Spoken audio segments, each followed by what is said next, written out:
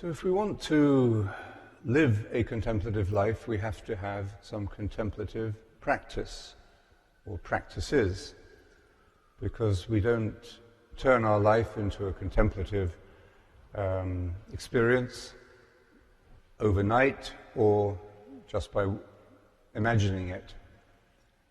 It takes a steady, integrated, and regular kind of work.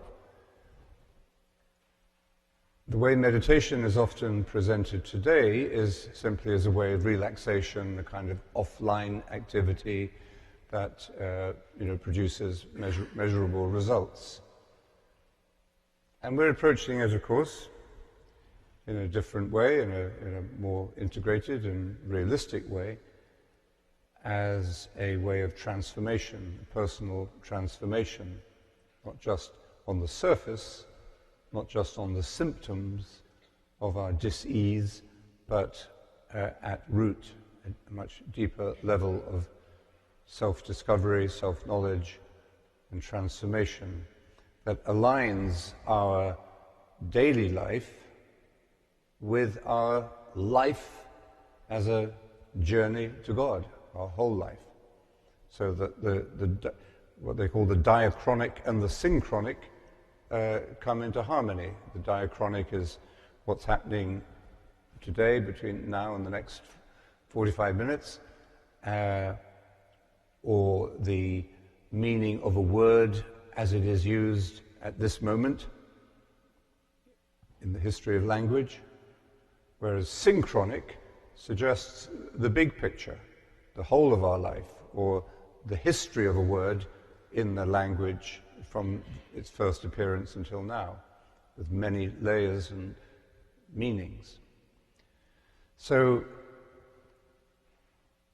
a contemplative life invites us to a very deep and rich experience of the gift of being, and a meaningful life, and a life in which we can live with compassion and wisdom and generosity of heart, and prudence and all the virtues sort of flowing. And that requires and invites us to a discipline. So I'd like to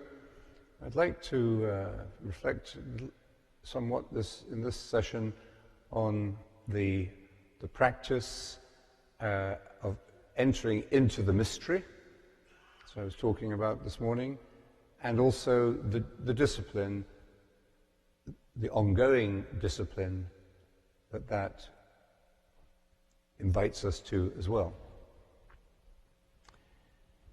Meditation is called the prayer of faith. This is John Main speaking. In it we leave self behind and are open to the powerful personal presence of Christ in our hearts. The mantra is a sacrament, the outward sign of our faith in his presence. Meditation, after a short time, I think, gives us a level of experience which is new at first to all of us. It gives us a level of experience very similar to the experience of love, falling in love. It changes your life, it gives you a new experience you haven't had before. So meditation gives us this new kind of experience that enables us to understand what faith really means. And in our religious vocabulary, we tend to use the words faith and belief almost interchangeably. And people who don't believe or don't have faith will often say, "Oh, I envy you for your faith." Well, these are two different words, and they have different meanings. The word faith, think how we use it. We talk about a faithful love, a faithful friendship, a faithful marriage, being faithful to a promise we've made. It's not about belief. It's about relationship. commitment, perseverance, going through bad times and coming out into better times, and making mistakes and being forgiven. And so faith is a journey. St. Paul actually describes the gospel as a way of healing or salvation that begins in faith and ends in faith. So faith is the whole journey of life. And it reminds us that if we wanted one single, simple model of understanding what meditation means, the best probably is that of a relationship. That's the metaphor to understand what we are entering into when we meditate. We're starting a relationship. With what? With who? That's what we come to discover. Certainly with ourselves at a deeper level. But very quickly we realize that your wife or your husband or your friends or your colleagues at work will say you're easier to live with. So your relationship with others also enters into this relational dynamic of meditation. And eventually you begin to ask about the meaning of this experience of change that is happening.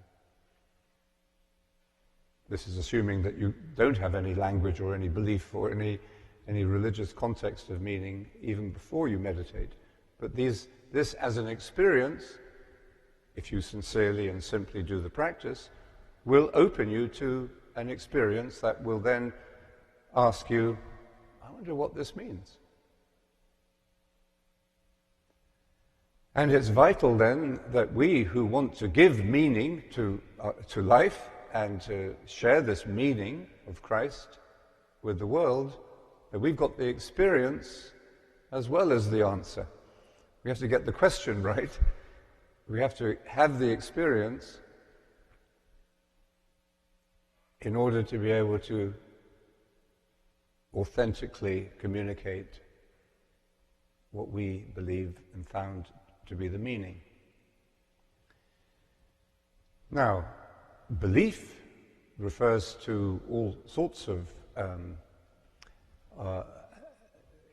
expressions. Belief isn't only about dogma and theological formulas. In the past, not in the Middle Ages, you would be burnt at the stake if you said that you didn't believe in the transubstantiation, in the belief in transubstantiation. So, but these beliefs are not just formulaic, intellectual, conceptual dogma, they're also symbols. Look, we're surrounded, we're in this bubble of symbolism here. It's a symbolism that is totally different from the other side of this wall. And these symbols mean something to us because we've become familiar with them. Maybe take them for granted, maybe some of us grew up with them. Others are becoming familiar with them. And yet others, once they've begun a contemplative journey, begin to see and interact with these symbols with new meaning and new freshness. The symbols which were a bit staid and a bit flat or a bit stale, now come alive with a vitality and a resonance and a beauty that they didn't have before for us. That would include the way we read scripture, or the way we celebrate the Eucharist, or the way we look at these icons or these stained glass windows. So beliefs are important too, because our beliefs encapsulate our values. Our values are what decide the decision, what help us to decide the decisions we have to take, especially in difficult moments of our life. Should I do this? Should I do that? What is right? What is wrong? These are not computer-driven questions. These are questions we have to discern painfully and riskily ourselves. But our beliefs can help us come to the most true and authentic decisions about what is right and wrong. So belief and faith are two distinct things. Religious people often forget that, and yet they work together.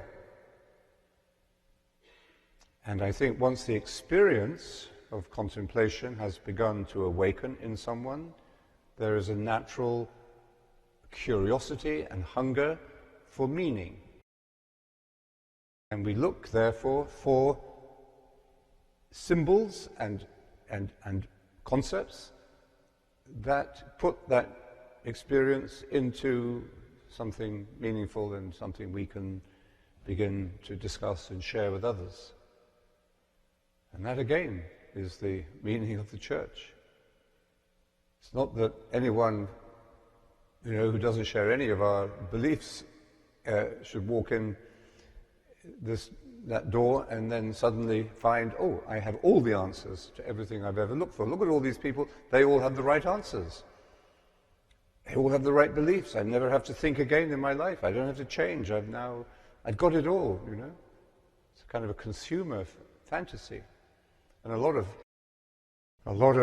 Western fundamentalism is precisely this kind of consumer fantasy. I found the perfect product.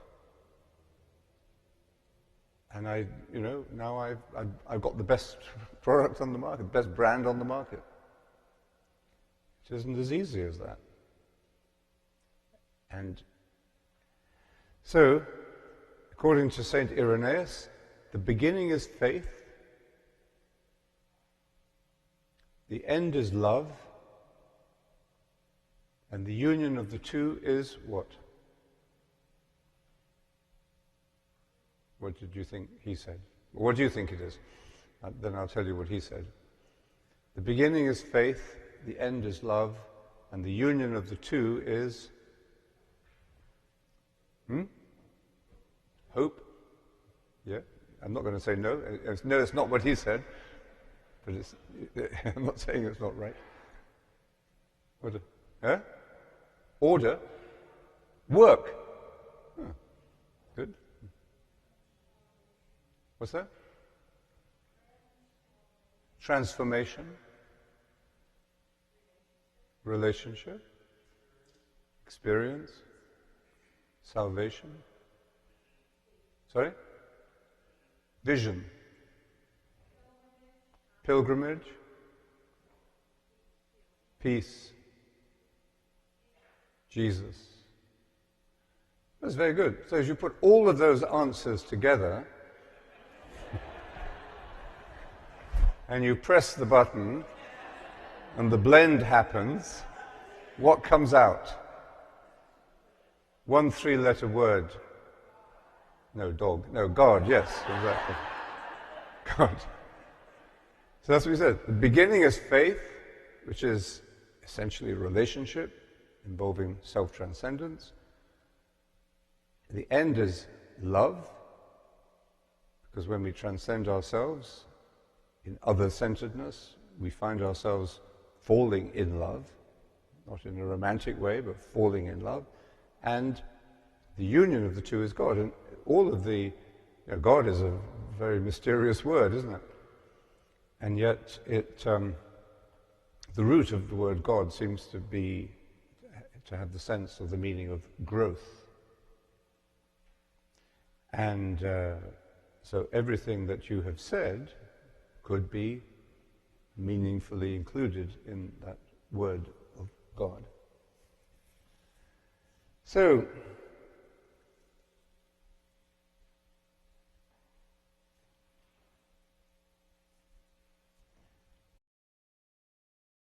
the practice of meditation helps our life become more contemplative.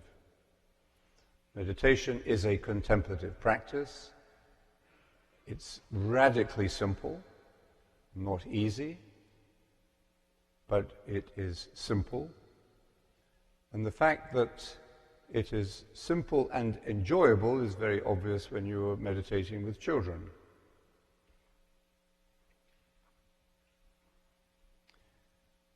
So, and yet for most of us, there seems to be a kind of struggle to stay with this contemplative practice from day to day. We'd like to do it, but 2 periods of meditation a day seems a little bit too much for most people living today. The word that helps us to understand how to deal with that challenge is the word ascesis.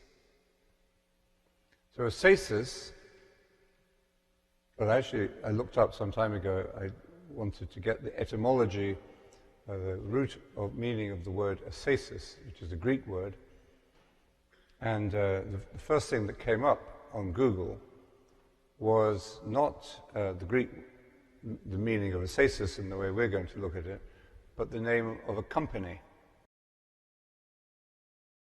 And this was the self-description of the company, if you can understand what it means. I don't. The Full Service Marketing Agency, built for ambitious, like-minded brands to drive demand and generate high-returning business outcomes. Now, there may be something in that that relates to ascesis, and I suspect that whoever named their company Ascesis, no one here I suppose, whoever named their company Ascesis must have looked up the word or heard the word somewhere and found something in it that expressed what they were offering. What they seem to be offering is results. Results that come out of a full-service marketing agency with ambitious, like-minded brands. I don't know what that refers to, but ambitious, like-minded brands to drive demand. So this is a materialistic or a consumer understanding or take on ascesis.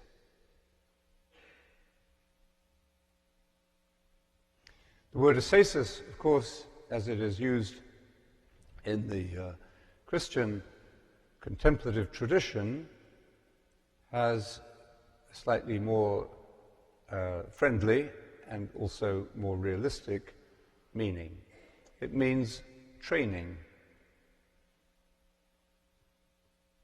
St. Paul uses this word when he speaks about, in the first letter to the Corinthians, he speaks about the Christian life in comparison to athletics, the games, sport. And he, using this metaphor, he says to us, run, because this would have been the athletics he's talking about, run in such a way to get the prize. Everyone who competes in the games goes into strict ascesis to get a crown that will not last. But we run this race, keeping our eyes on the goal, on the prize, for a crown that will last forever. So, ascesis is the training, the exercise, the discipline that any sports person, any athlete who is in a competitive sport is going to willingly and happily undertake.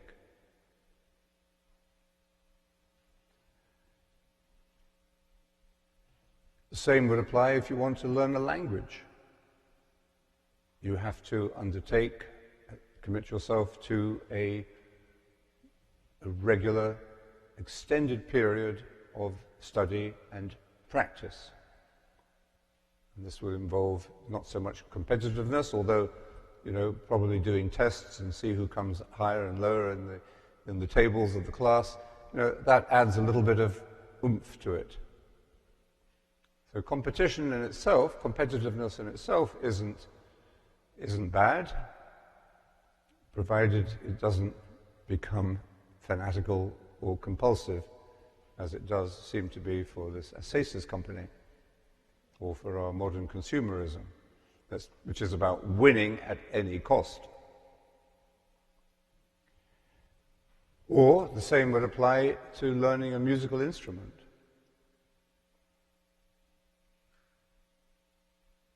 This also requires practice, regular practice, probably playing with a teacher to begin with, and then even the best performers will often go back to their teacher for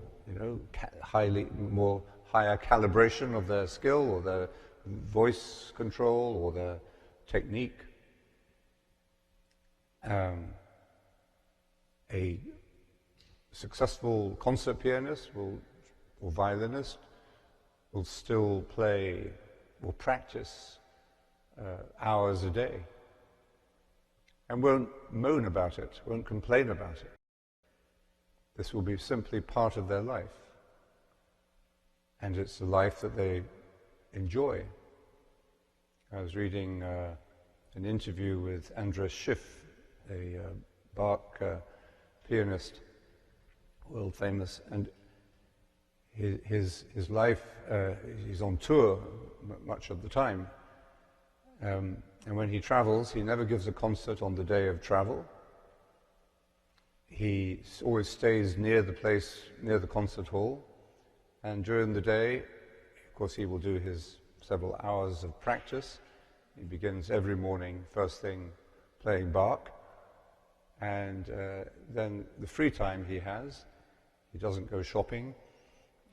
He goes to a concert or walks in a park or something like that. He lives a very contemplative life in order to prepare for his, is it his work? Yes, it's his work, but it's also his joy and his profession and his gift to the world. And he loves doing it. He obviously likes this life. It's a very disciplined life. But it's a meaningful life, and one that is constantly bringing him, one imagines, to a higher appreciation of the gift he received, and a deeper enjoyment of it. One classical musician said to me once, he said there are certain aspects, because he had his repertoire, of course, works that he'd memorized for many years, he could play anywhere. And he said, and there are some dimensions of relationship to music that you're familiar with and that you've lived with for many years, pieces you played hundreds of times. But there are some dimensions of appreciation and experience and enjoyment that only time can give. So you only really know these works after you've lived with them and played them and repeated them many, many times. So with any discipline there is repetition. Whether it's an athlete, going through their physical exercises and drills, whether it's a musician, whether it's a scholar. In any serious creative work, there has to be love. You have to love what you're doing, and you also have to do it. And it takes time, perhaps, to build up that discipline. If you don't build up that discipline, then you won't be able to share the gift at the same level with others or to enjoy it as fully as you could. You need the discipline both for the enjoyment and the communication of it. And that will depend, on your your gift and on your personality and on what it is you are giving to the world, how you're giving it. Everyone is different. But I think the principle here is that some kind of ascesis, training and regular exercise is necessary for anything really meaningful. Now, how do we describe this in terms that make sense spiritually today? Well, this is what St. Peter says, the first letter of Peter. Dear friends, I urge you, as aliens and strangers in the world, to abstain from sinful desires which war against your souls. Now, how do we translate that into a popular slogan? I mean, it's easy to get caught by that because it sounds it's very definite, it's very clear.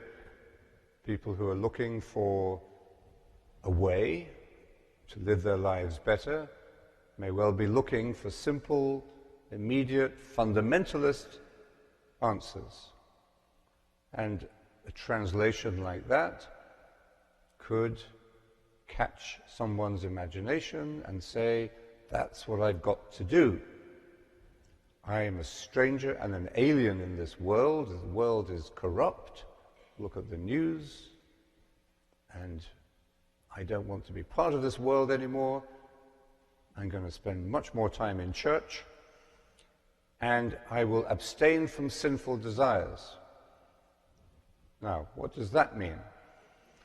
Well, make sure you ask the right person, because you might end up like the rabbi, or what the rabbi advised against, when he said that when we are held to account, when we face our last judgment, he said we will be held to account for every legitimate pleasure we did not accept. Judaism has a very nice way of flipping asceticism around. And at the Shabbat meal on a Friday night, the service begins not with a penitential rite, as we're familiar with, by asking God's forgiveness for all the sinful desires we have indulged, all the sins we've committed since last time, but it actually begins by thanking God for the good that we've done. Thank you, God, for allowing us to participate in your work in creation. And of course, we probably missed a lot of opportunities and made a lot of mistakes, so we'll try and do better, but thank you for giving us this opportunity to be good and for showing your goodness through us. So, asceticism is a very, very borderline kind of concept. We need to understand what asceticism means if we are to live a contemplative life and to be true to our contemplative practices. And if we don't, then our religious forms of life, coming to church, for example, can easily become rather soft indulgences. We come to church just to feel cozy, just to feel reassured. And these are not bad things. We should feel cozy at home and we should feel reassured. But if that's the only reason that we're coming to church, and to feel a little bit more secure in our world, which is alien and strange to the world outside, as we sit in our bubble of familiar symbolism, which is meaningless to most other people. So we have to be very clear about asceticism, because the purpose, certainly one purpose of coming to church and living in a great parish community like this, is to feel at home, to feel that you belong to a community, to feel recognized, to feel supported in the trials of life, and to participate in the good work that that community is doing. Those are all necessary and beautiful and good things. But an essential element that is necessary in that religious activity is that you are strengthening, reinforcing, and being encouraged in your asceticism, in your ascetical practice. Because without the ascetical practice, the religious life becomes actually potentially either boring, or maybe at best it becomes boring, at worst it becomes dangerous and fanatical. So asceticism is this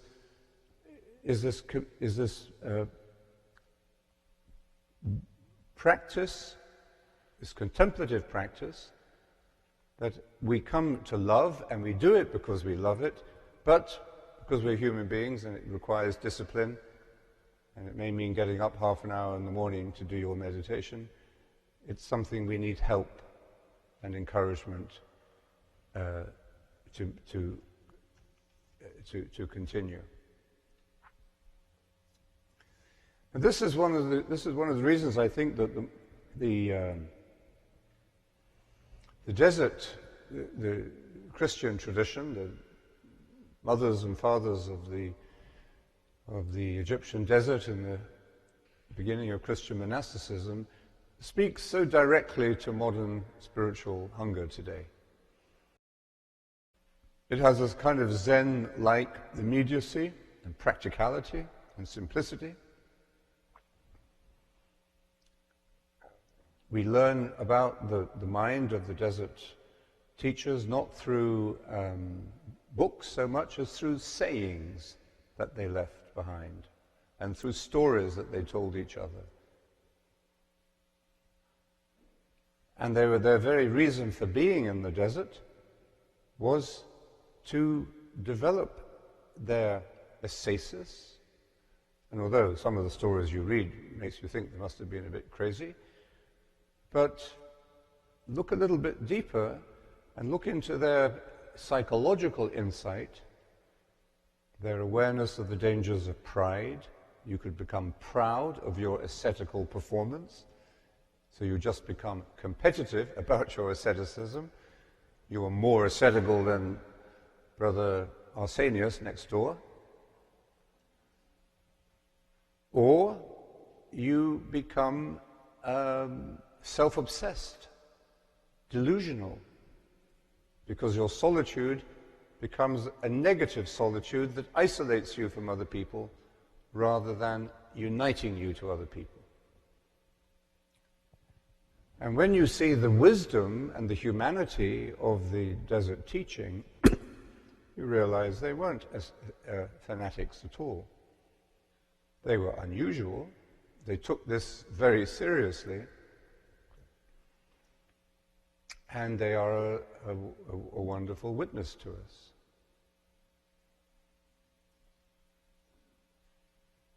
7 miles off the coast of Kerry in southwest Ireland, there is a big rock in the middle of the, well, not middle, but the Atlantic Ocean, a sort of triangular rock like that, called Skellig Michael. And it takes you about an hour and a half to go out there. When you get there, sometimes the boat can't even land, even in good weather, because the sea is too rough. You have to come back. And then there are 700 steps cut into the side of the rock, and you have to climb up those, and it's not easy climbing up them. A couple of people fall off them every year. And but when you get to the top, what do you find? You find a little monastery. Little beehive huts built in the 5th century with direct influence from the Egyptian desert. The Irish monks got it straight from Egypt. And they constructed their own form of monastic life around those principles of asceticism and prayer and common life. Because the peculiar thing is that on the top of this rock, there are a number of beehive huts made out of very solid wind and water resistant stones, where maybe up to 10 or 12 monks would have lived. And there are also little hermitage, or remains anyway, of hermitages built right on the very edge of the cliff. Now, I went out there once with some of my family and with some of my American cousins, and one of them, a young guy, said, "God, they were crazy, weren't they?" And were they? Yes, maybe they were. But at the same time, maybe they were a little crazy, but maybe you're a little crazy if you spend the whole day in the shopping mall on a Saturday. That's a little crazy too, isn't it? What kind of craziness do you want? Is it a little crazy to watch 6 episodes of Game of Thrones in succession? Anyway, whether they were crazy or not, they witnessed to something there, to an asceticism that was joyful and meaningful and productive. If you read the great literature of Irish monasticism during that period, the love of Christ, the love of nature, and the insistence upon love of one's brothers and sisters, and the sense of joy in the Christian life, and the celebration of the gift that has come into human life through the person of Jesus, then you look at that crazy place in a different way.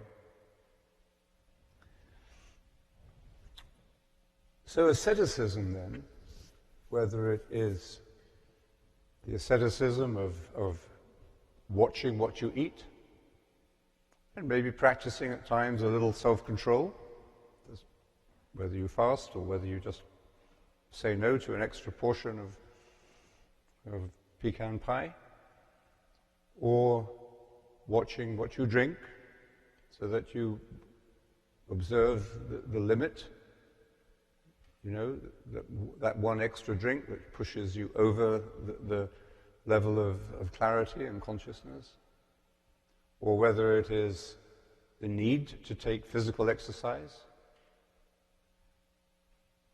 to walk, to do something every day, some exercise, whether it's yoga or whatever, or whether it is making time to read, and to read things that are not associated with work or politics, but to read what is nourishing to your mind and to your heart and your feelings and that side of you. Or, obviously, the asceticism of setting these times of meditation into one's life at the beginning and the end of each day so that they balance the day.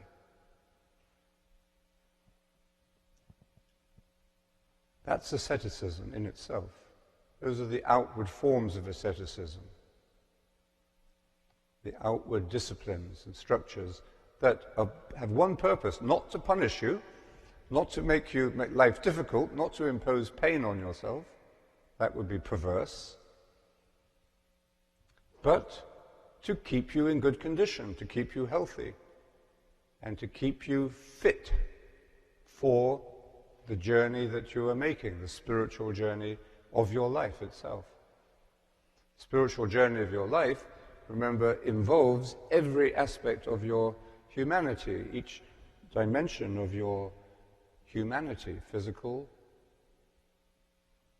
mental, intellectual, emotional, and spiritual.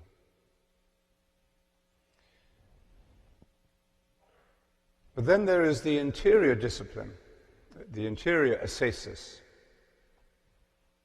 at those times of meditation.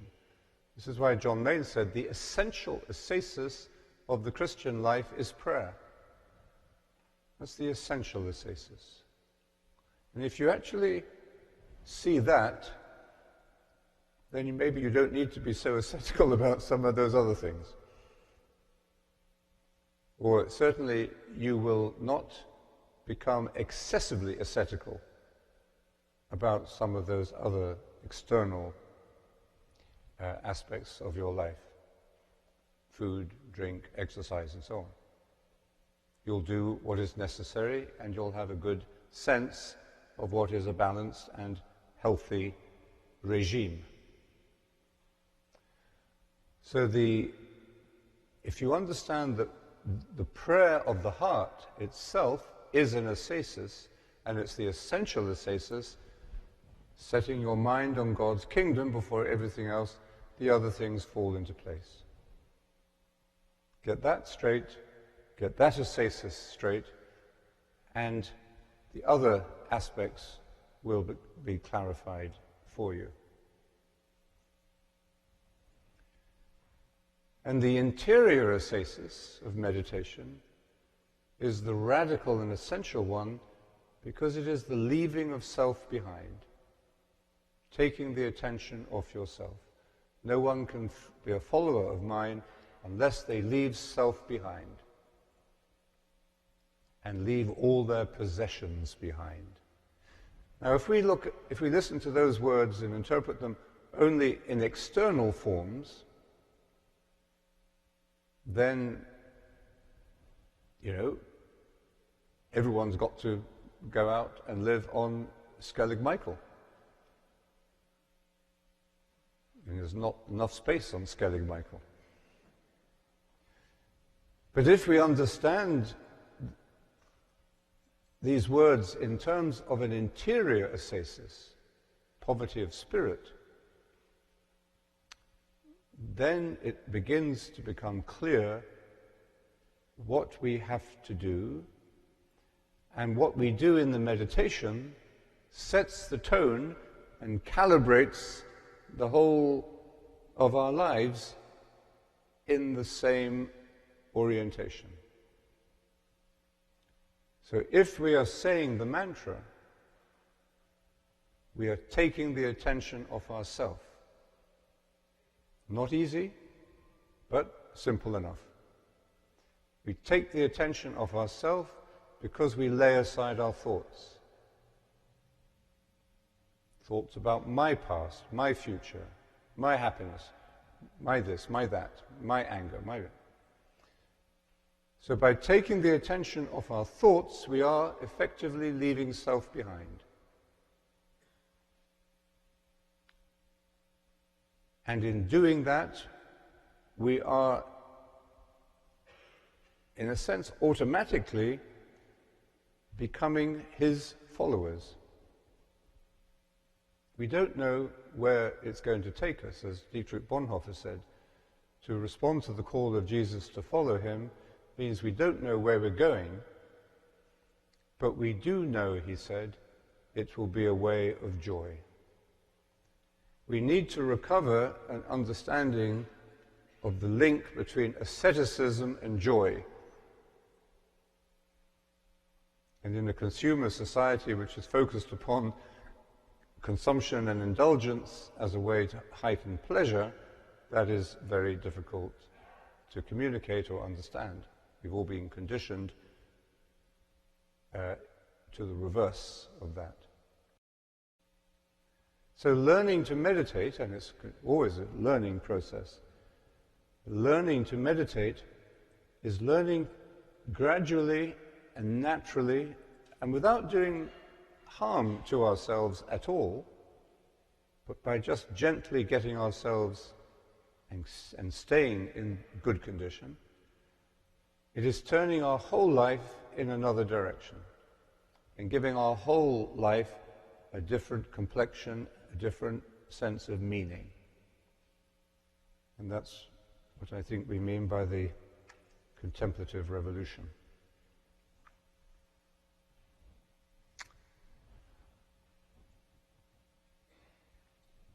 I'll just end with a little story from the Middle Ages. There was Pope Urban V was very opposed to fasting. Didn't like the monks fasting. There was a particular order of monks that were very much into fasting. So he forbade them to fast. But a delegate, a group of these monks, came to see him. And they were led by a very energetic 100-year-old monk. And they walked from one end of Italy to the other to see the Pope and to assure him that it was not an unhealthy practice to fast from meat. I think they were fasting from meat, and he didn't like this idea. He thought it was unhealthy. So our perception of asceticism, can be that it's about a denial of pleasure. In fact, it's the reverse. Now, you have to be careful of this because you could get into a sadomasochistic kind of religiosity, which is not uncommon, and not unprecedented in Christianity either. But we need to understand, and the Gospel makes it clear to us, the contemplative life is actually about heightening our pleasure, heightening our enjoyment of life. Anyway, anybody got anything they'd like to disagree with? Agree with? People who like to agree can speak first. Somebody, okay. Lawrence, in the Quaker tradition, we don't have church service. No. In the unprogrammed meetings, we have an hour of silence. And I wonder if you've experienced that. It's very moving to do it as a group. Yes. I have, and I understand what you mean. And as I understand it, though, too, the meeting has to be led. There has to be some light touch over it, so that somebody doesn't, and that the silence can be broken if somebody's, has some. What is the expression? Well, when you are silent and you wait on the Lord to lay on your heart if you are to say something. When you get touched, yes, so you can say something. But it's not. You don't want to happen. That's no, exactly. Yeah. Popcorn. So that needs a little bit of control, a little discipline. But no, I think it's very attractive to many people. Many people who have got tired of too much talking in church, but who want, again, to be together. After all, it's a meeting with other people, but to meet in silence. I think it's a very attractive form, and it very similar outwardly, to a meditation group, weekly, regular meditation group where people come together, essentially to be in silence. I think it highlights an aspect of prayer and worship, sort of interior worship, that is deeply attractive to many people today.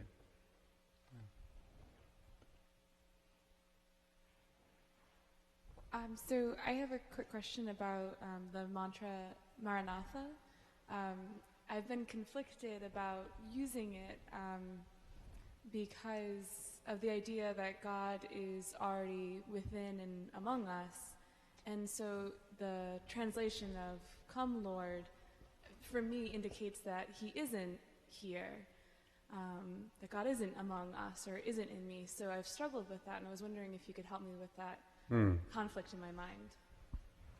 Okay, thank you. Two things really. First of all, the translation of the word depends upon the accentuation of the word, the way you pronounce it. It can either mean the Lord, come Lord, or the Lord is coming. So, but the more important response really is that you are not thinking about the meaning of it when you say it. So there's a kind of a threshold in a sacred word. And on this side of the threshold, you may reflect on the meaning of the word, you may be nourished by that reflection, and so on. But if you're saying the word in this way, saying it as a mantra, and then you cross over that threshold where you are no longer thinking about the meaning of it, conceptualizing the meaning. So the very idea of thinking changes. So you are now saying the word, as the Cloud of Unknowing describes it, whole and entire. And he says, specifically, 14th century little book on Christian meditation, describing the mantra, he says, you say the word, but don't analyze it, don't think about it. Now there's a threshold there from thinking about the word to listening to the word, and allowing that act of faith and attention that you were practicing in repeating the word, that act of faith, of course, is going to take you deeper into silence. Okay? Yes, I think I mentioned last night, you could take the word Abba or the word Jesus, for example. These are other possible Christian mantras. The reason we recommend Maranatha is not that it's the only word, but because, for one thing, it's helpful to take a word that is not in your own language, so it doesn't have immediate associations for you. It's an Aramaic word. Well, I did meet a prisoner once in prison from Palestine, and he said, well, actually, this is my language. But that doesn't happen very often. And so it's helpful if it's not in your own language. It's helpful if the sound of the word is such as Maranatha, because the open vowel sounds help to calm the mind, and the 4 syllables may make it a little easier for you to say in a rhythmic way, often in synchronizing it with your breath. Many people do that. So you could, for example, say the whole word as you breathe in, ma, ra, na, tha, and then breathe out in silence. Or you could say the first 2 syllables, ma, ra, as you breathe in, and then na, tha, as you breathe out. So those are suggestions and recommendations. The important thing I would say is not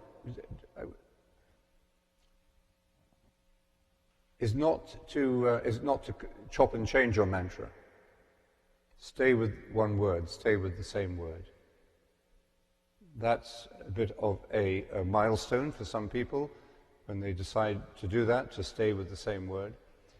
Now, whether you accept, whether you take a word that's given to you or suggested to you, or whether you choose your own, that's up to you, obviously.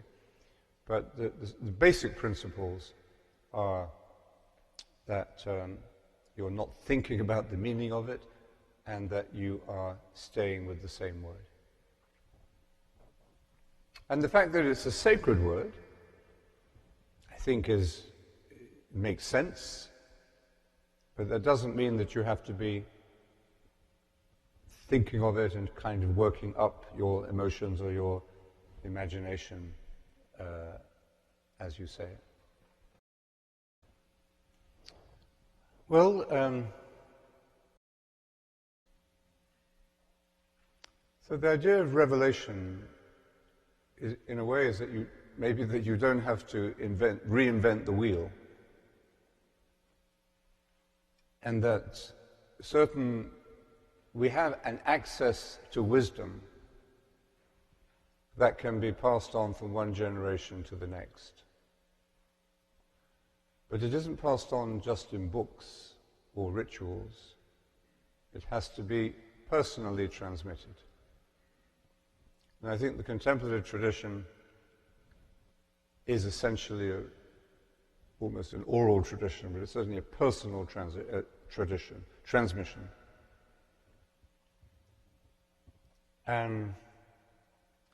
But of course that personal transmission and the small community that is formed around that, usually, has a context, and the context is the tradition. So the transmission takes place within a tradition, but the tradition needs the transmission to keep it fresh, otherwise it becomes like a library, just of dusty books. So that is how I understand revelation, really. There is a definite mystery to how this wisdom entered into human consciousness and gets passed on from one generation to the next. It's also mysterious how different streams of wisdom in different cultures flow together and mix sometimes and then enrich each other but keep their own identity. So, and if you reduce this mystery just to a kind of an anthropological or cultural or historical study, you've lost a lot. And I think it's very... So I think we need the personal transmission, but we also need the knowledge of the tradition that we belong to. And there's a synergy between the two. When you study we're working on a course, online course at the moment called The Roots of Christian Mysticism, and we just finished the first module, almost finished the first module, and we'll be putting it up online shortly. And it seems to me very important, at least to be able to offer this way of getting to know the tradition we belong to. And that's has tremendous relevance to the life of the church. What was the second part of your question?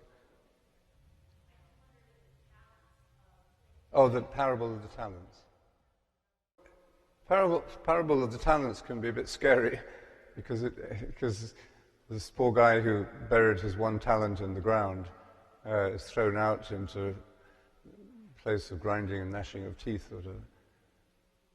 But I think what it's describing is not God's punishment of this frightened individual who didn't take a risk with his life or his talent. It's really describing the prison we construct for ourselves out of when we are controlled by fear. The fear of making a mistake, the fear of risking something, the fear of failure, the fear of rejection.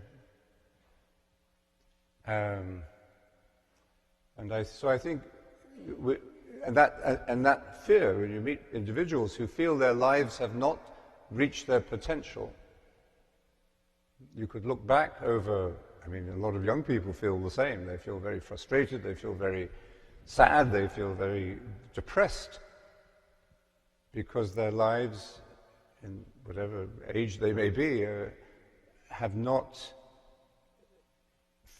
they don't feel fulfilled, and they don't feel that they have been challenged in a creative way.